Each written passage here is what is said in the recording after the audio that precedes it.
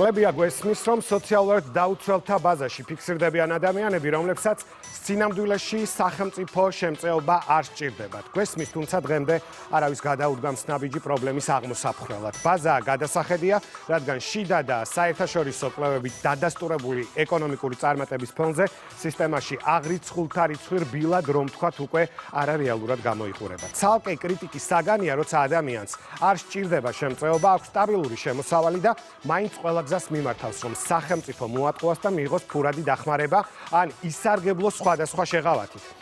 არავინ დავობს იმაზე, რომ ვისაც დახმარება სჭირდება, მასზე სახელმწიფომ უნდა იზრუნოს და ეს ის დელიკატური საკითხია, სადაც პოლიტიკური სპეკულაციები მიუღებელი უნდა იყოს ყველასთვის, მაგრამ ფაქტია ოპოზიციისთვის წითელი ხაზები აქაც არ არსებობს. შემწეობის საეჭვო ბაზა ნახეთ ანკი გუმბერიძის სპეციალურ რეპორტაჟში.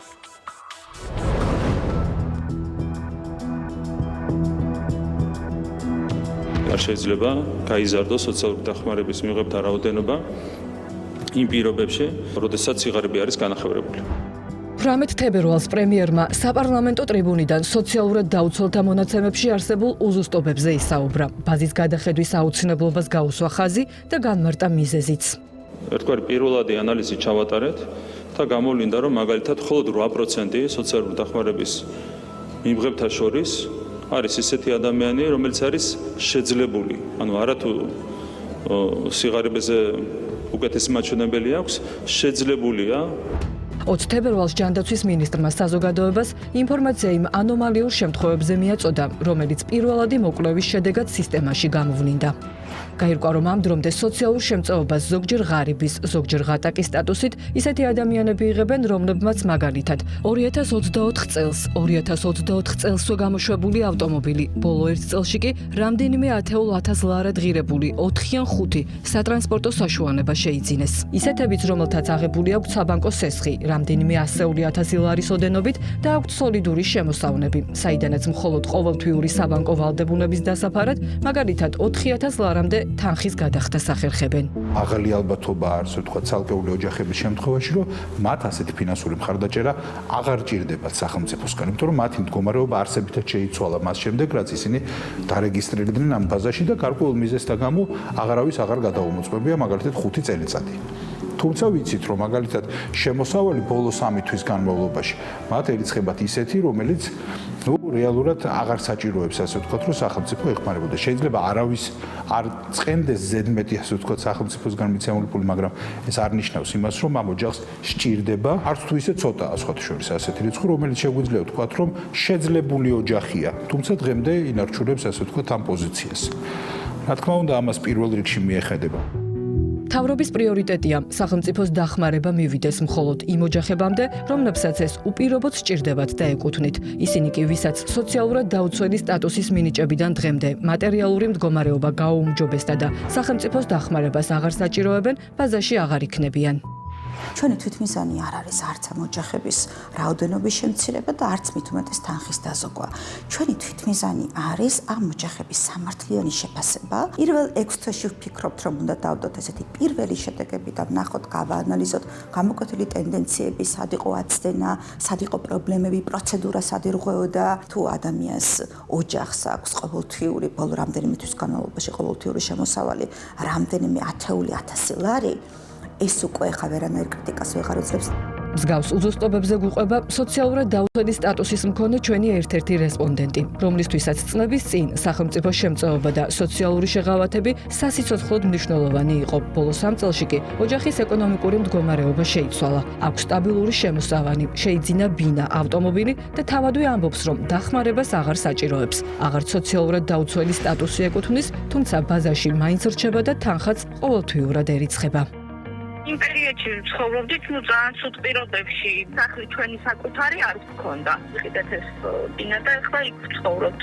და შემოსავალიც გაქვთ სტაბილური. ნორმალური ანაზღაურება მაქვს. მაინც ხართ ბაზაში. ირიცხება ეს თანხა კი, უბრალოდ აღარ მოცულობ გადამოწყებაზე. მე გამოიხსნას, იმ თვითონ სტატუსიც რომ იხსნას, იმიტომ რომ ძალიან ბევრ რაღაცაში უკვე ხელი შემშლელი არის. კითხულობდი, რომ ნეტარ უნდა მივიდეთ სადმე ჩვენ.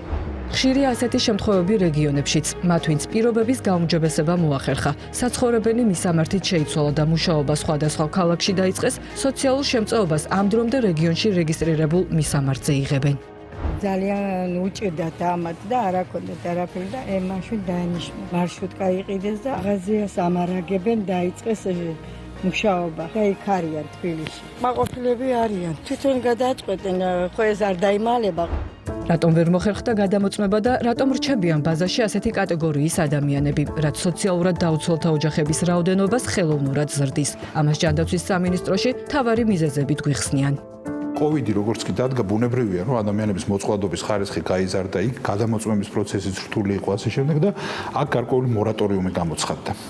მორატორიუმი ნიშნავდა, რომ ამ პერიოდის განმავლობაში, ვიდრე COVID მძვინვარებდა, ბუნებრივია, რომ არ იყო რეკომენდირებული იქ რაღაცა ეს გადამოწმების ეს პროცესის აქტიურად წარმართვა. COVID-ის დამთავრების შემდეგაც სოციალური ფაქტორი, რა თქმა უნდა, წნეხი იმ პერიოდში არსებობდა. 2012 წლამდე 57000 ქულის ქვემოთ თუ იყო პირის ოჯახის მდგომარეობა, ასე ვთქვათ, ასეთ შემთხვევაში მას ეძლეოდა შემწეობა. დროთა განმავლობაში სახელმწიფომ გადაწყვიტა, რომ უფრო მეტი ადამიანისთვის მიეხედა და დახმარებოდა და ქულასული 100.000. ამიტომ უფრო ბევრი ადამიანი მოიცვა. იგივე მეთოდოლოგია რო ყოფილიყო და იგივე ქულა დატოვებული, რაც 2012 წელს იყო.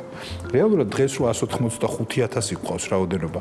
ამდენი კი არ იქნებოდა მხოლოდ 120.000. ოჯახი, ვინც მიიღებდა ასეთ ბენეფიტს. სხვა შორის უფრო ცოტა. რამდენიმე წლის წინ შემოღებული იქნა ასეთი მიდგომა, რომ თუ ამ ბაზაში მყოფი ოჯახის რომელიმე ერთი წევრი მაინც დასაქმდებოდა ღიაშრობით ბაზარზე, ან სამეწარმეო საქმიანობის განხორციელებას დაიწყებდა, იმას 4 წლის განმავლობაში გარანტირებულად უნარჩუნდებოდა ის არეტინგო ქულაც, რომელიც გულითაც ის თავიდან მოხვდა ამ ბაზაში და არ ხდებოდა 4 წლის განმავლობაში მისი გადამოწმება. 2026 წლიდან ეს ჯავშნებისთან დაკავშირებული მიდგომა გაუქმდა, მაგრამ ვინც ამ დრომდე მოასწრო და ეს ჯავშანი მიიღო ცხადი, ახლა ისინი ამ ჯავშანში დარჩებიან და მათი გადამოწმება თუნდაც აი ახლა დაწყებული გადამოწმების პროცესში არ მოხდება. ოფიციალური მონაცემებით სოციალურად დაუცველი ოჯახების ერთიან ბაზაში რეგისტრირებულია 400.000 ოჯახი. ჯამში დაახლოებით 1.300.000 ფიზიკური პირი. აქედან 185.000 ოჯახი ფინანსურ შემწეობას იღებს. ნახევარზე მეტი სხვადასხვა ტიპის შეღავათით სარგებლობს. სწორედ ეს რეალობისგან შორს მყოფი ციფრები ხდება მუდმივად ოპოზიციის მხრიდან სპეკულაციის საგანი, რითიც გამუდმებით ცდილობენ მანიპულაციას საზოგადოებრივ აზრზე. 1.300.000 ადამიანს შეტანილია სოციალური დახმარების მოთხოვნაზე განცხადება. 170.000 ადამიანი ბოლო 4 წელიწადში გაღარიბდა, თუ კი მაშინ ეკონომიკური ზრდა რაში გამოიხატება? მეორე მხარეს დგას, რა ვიცი, 700.000 სოციალურად დაუცველი. კარგ ქვეყნებს 600.000 სოციალდაუცველი არ ყავს. ეს სულ სპეკულაციებია. აი სულ მანიპულაციური ჟონგლიორობა რაღაცა რაოდენობებით, რაღაც კონკრეტული შემთხვევებით და თან ძირითადად ასეთ თავდასხმებს, ესე სპეკულაციებს და ასე შემდეგ ახორციელებენ ოპოზიციიდან იმ პირობებში, როდესაც ყველამ კარგად იცის რა არის რეალურად მიზეზი. მაინც სპეკულაციურად საზოგადოებას აჯერებენ, რომ თითქოს ეს ეკონომიკური ზრდის მიუხედავად ხალხი უფრო ღარიბდება და ასე შემდეგ. ეს აბსოლუტურად არასწორი დასკვნა. ეს იმთავითვე ყველამ უნდა იცოდეს. სოციალურად დაუცველი სტატუსი გარდა შემწეობისა ითვალისწინებს კომუნალურ გადასახადებზე შეღავათს, ჯანმრთელობის დაზღვევის განსაკუთრებულ პაკეტს, დამატებით ფინანსებს და სხვა ტიპის შეღავათებს ბავშვებზე, შეზღუდული შესაძლებლობების მქონე პირებზე, ხანდაზმულებზე.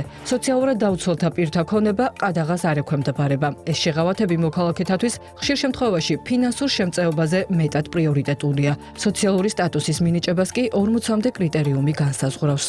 თუ კი მაგალითად ადამიანს აქვს 65.000 სარეიტინგო ქულა, ის იღებს საარსებო შემწეობას, სოციალურ დახმარებას, თუ არასრულწლოვანი ყავს დამატებით არასრულწლოვანის ბავშვის ბენეფიტს, გარდა ამისა იღებს საყოველთაო ჯანდაცვის პროგრამის განსაკუთრებულ პაკეტს, რაც სოციალურად დაუცველებისთვის არის გათვალისწინებული, ასევე იღებს შეღავათებს მუნიციპალიტეტიდან, იქნება ეს წრეებზე უფასო სიარული, იქნება ეს ცურვაზე და ასე შემდეგ, ტრანსპორტის შეღავათი, იღებს ასევე ელექტროენერგიის შეღავათს. ისინი იღებენ სხვა ტიპის, სხვა დახმარებებსაც, სხვა ბენეფიტებსაც და ამიტომ ძალიან დიდია ხოლმე ინტერესი, რომ ოჯახები გახდნენ სოციალური დახმარების მიმღებები. ჯანდაცვის სამინისტრო უახლოეს პერიოდში 2015 წლიდან დამკვიდრებული შეფასების მეთოდოლოგიის გადახედვასაც გეგმავს. მანამდე კი უნდა დაიხვეწოს ბაზა. უწყებაში ვარაუდობენ, რომ პირველ 6 თვეში ოჯახების ინდივიდუალური შემოწმების შედეგად სოციალურად დაუცველთა სტატუსის მქონე პირთა რიცხობრივი მაჩვენებელი საგრძნობლად შემცირდება. შემწეობას მიიღებს და სოციალური შეღავათებით ისარგებლებს მხოლოდ ის,